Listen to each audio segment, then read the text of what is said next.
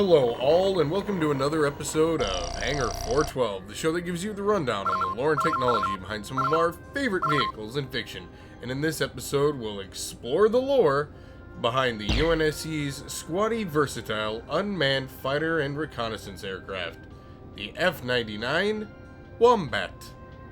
The F-99 is a carrier-capable unmanned combat aerial vehicle, or UCAV, produced by Mesariah Armory and operated by the United Nations Space Command, or UNSC, and the Shurakan Militia Volunteers, or SMV.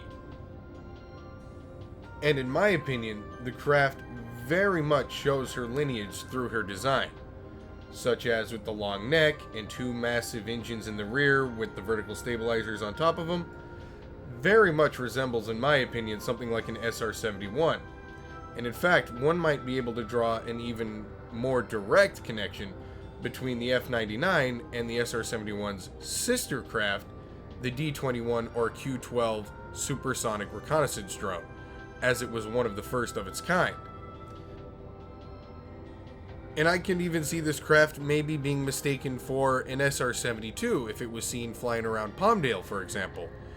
I mean, the lineage seems to be very obvious in the aircraft's design.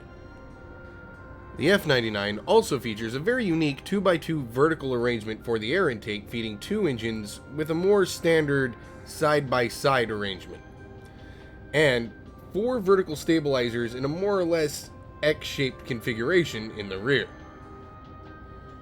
Though the name suggests that the aircraft was meant for air-to-air combat with its F designation for fighter, the Wombat was primarily used for reconnaissance operations, so an RQ designation for reconnaissance drone would probably be more fitting in this aspect.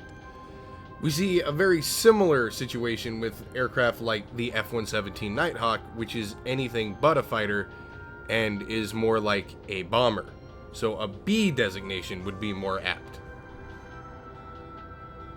But it does seem that the F-99 does have some limited offensive capabilities, and can be equipped with two large air-to-ground missiles and what appears to be a gun slung underneath the fuselage just above the multi-spectrum camera used for the reconnaissance missions and first-person view while operating the aircraft. I'd say this gives the craft a very Ace Combat-esque appearance, especially in the early preliminary design documents, where the craft was seen to be sleeker with rounder, softer edges, as opposed to the final production models that feature harsher, more angular, blocky designs. A staple, of course, of Mesariah Armory aesthetics. However, despite the fact the craft can carry two AGMs and a machine gun, it does seem to lack any other defensive or offensive armaments.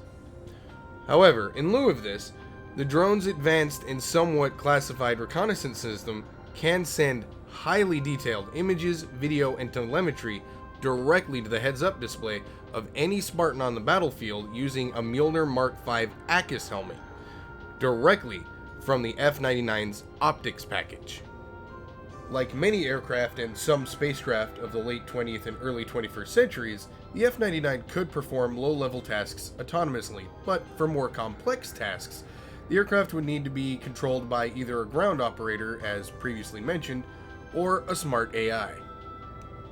Alright, now's the part of the video where I rattle off all the measurements for you in both imperial and metric units, because I just like to be thorough like that. The F-99 Wombat isn't that large of an aircraft after all, considering the fact that it is a UAV, so the craft measures in with a length of just 11.7 meters, or roughly 38.5 feet, a height that's really just 3.3 meters, or 10.9 feet, it's not that tall considering, and a width of 8.6 meters, or 28.1 feet. And all of this weighing in at roughly 17,236.51 kilograms, or roughly 17.2 metric tons, which translates to about 38,000 pounds, or 19 US tons. So, the day after I finished making this video, rendered and everything, just ready to upload, Rejected Shotgun puts out a video on a mod that he's making using assets found in an early build of Reach that were scrapped. One of these assets was a manned variant of the F-99 Wombat. I mean, for the most part, you can see it looks pretty much the same, just in the Reach styling.